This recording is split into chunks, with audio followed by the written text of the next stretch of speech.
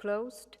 And we move to the next point on our agenda, report by Mr. Bilčík, 2022 report on Serbia.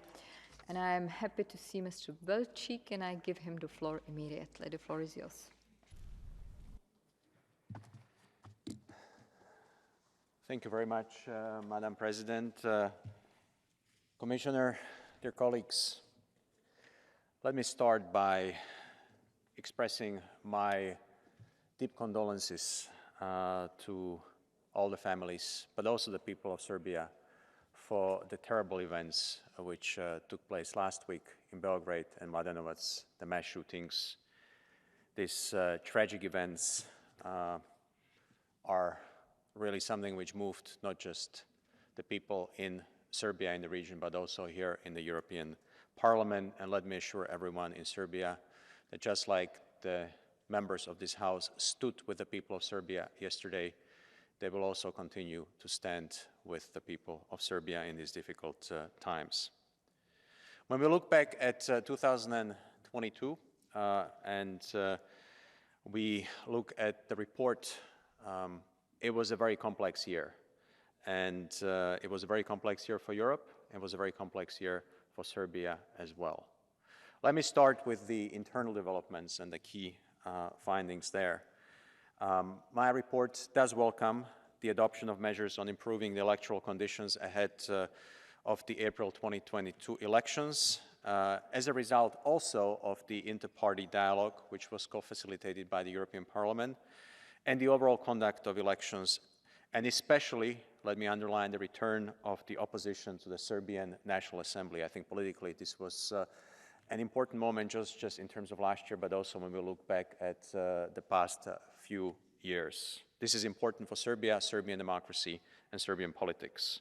And I do look forward to continuing now the conduct of the parliamentary dialogue process with the Serbian Parliament already in June this year, when we plan to meet in Belgrade. The report also notes certain improvements on Serbia's path into the European Union, but let me say, fundamental decisions are needed for fundamental progress. This is the basic message of the report. These concern the area of domestic reforms, particularly when it comes to rule of law, the strengthening of the judiciary, fight against organized crime and corruption, and strengthening of the independent media environment. Indeed, we spent a lot of time discussing this issue in our report, and we will continue to pay full attention to this point. It is also essential that the dialogue between Belgrade and Pristina not only continues, but also brings results. And here I should like to underline that we have to be engaged, but we also have to be engaged in an equidistant manner. And in this sense, I know there are some amendments which have come to this plenary. I do regret to say that some of these amendments, unfortunately, are not as equidistant as they should be. And it is the responsibility of both Belgrade and Pristina to make sure that the normalization of relations moves forward. What has been the biggest game changer, however, in terms of last year, is Russia's brutal attack against Ukraine. And the basic message of the report is that Serbia must align with the European Union, align its positions, but also align with the restrictive measures. Last year was a game changer for enlargement. We have 3 additional candidate countries, open up accession talks with 2 countries, and I hope Serbia and our partners in Serbia can seize the opportunity. It should be seen as an opportunity. There is a new momentum when it comes to enlargement, and we want Serbia to stand with us, to work with us, to align with us, and to move ahead on its European path. Let me say at the end, it has been an honor to serve as the standing rapporteur of this House on Serbia. This is my last report in this term. I want to thank all the shadows. It has been an intense, but in the end, good cooperation. And I very much look forward to this exchange of views. Thank you.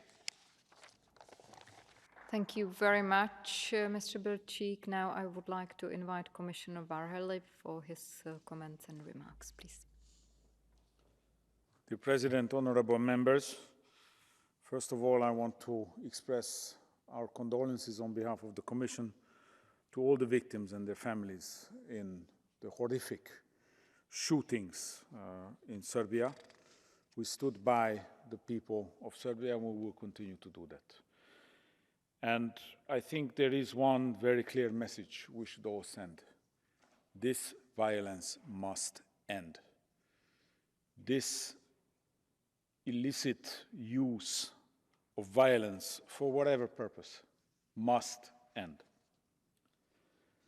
So, coming to the report, I want to thank Rapporteur Bilčík for the work on the report and the very good cooperation I have had with him as rapporteur for Serbia, and also his efforts that bore fruit with the return of the opposition to the parliament. So, Mr. Bilčík, I think you will be remembered for the tremendous work that you have done as rapporteur for Serbia. The last year has not been without challenges for the EU-Serbia relations. It is, however, important and in the European Union's interest that we have continued engagement with Serbia, supporting the country on its EU path. So far, 22 out of the 35 negotiating chapters have been opened in the accession negotiations. We're also applying the new methodology with Serbia, something the country opted in. Cluster 4 negotiations are underway.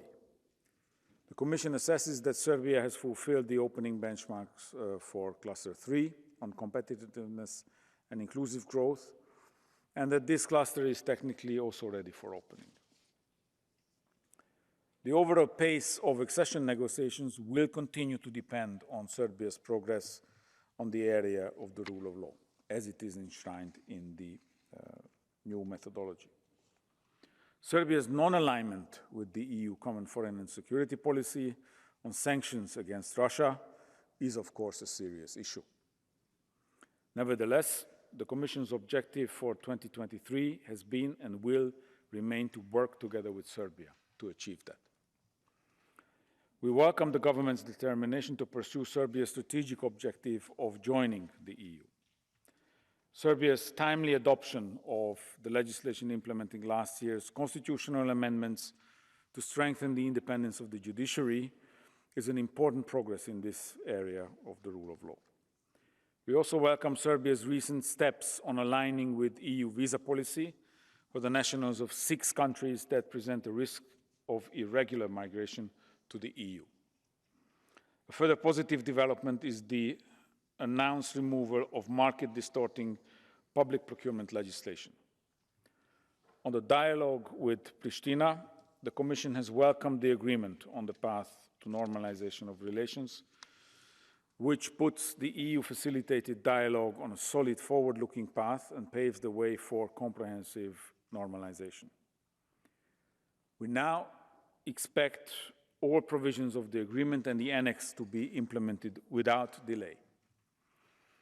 As it was stated by the European Council in February this year, and I quote, "The European Council urges both parties to implement fully and without conditions the obligations they committed to in the framework of the dialogue, including the agreements from the years 2013 and 2015, to create an association community of served majority municipalities," end of quote.